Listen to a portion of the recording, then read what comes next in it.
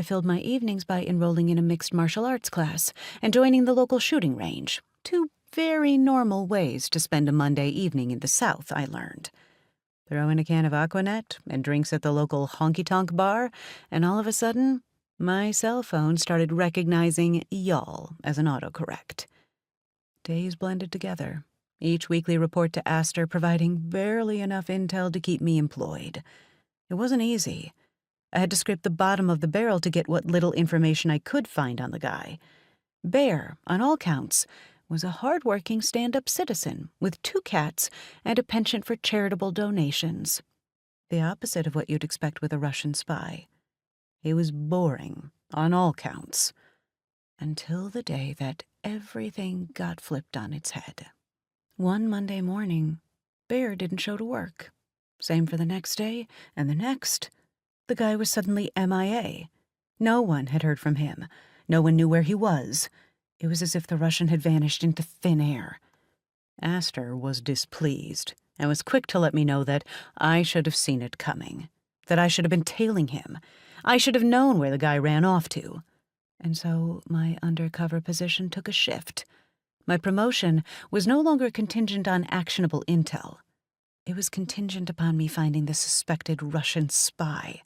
I was given 2 weeks to track down the man the government suspected of foreign espionage, or lose my job.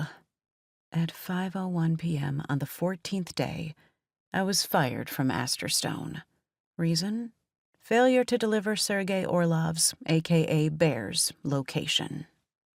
At 3:31 p.m. the following day, I bought a last-minute airplane ticket to join my 2 best friends on their prearranged girls' trip to Aruba. I had no job, no money. The home and car I'd had while undercover now belonged to Astor Stone, Inc. I was sitting in a really screwed-up mental purgatory between the cover I'd been living for months and the real Lexi York. As if I needed anything else to make me feel more lost. Of course, I didn't tell Kara or Bev any of this. My best friends didn't know about my undercover gig. I told them I'd simply been transferred to Texas. They had no clue I'd just been fired from the only real job I'd ever had. 10 years of my life down the drain. My dreams down the drain. I didn't even have a place to go when I got back. That girls' trip was my last hurrah before I spent the next months of my life picking up the broken pieces and searching for a new job. Back to square one. Totally, 100%, starting over. And to top it all off, the trip wasn't exactly the hurrah I'd expected. When I agreed to the girls' vacation, I had mornings at the spa, afternoons with books, and evening meditation in mind.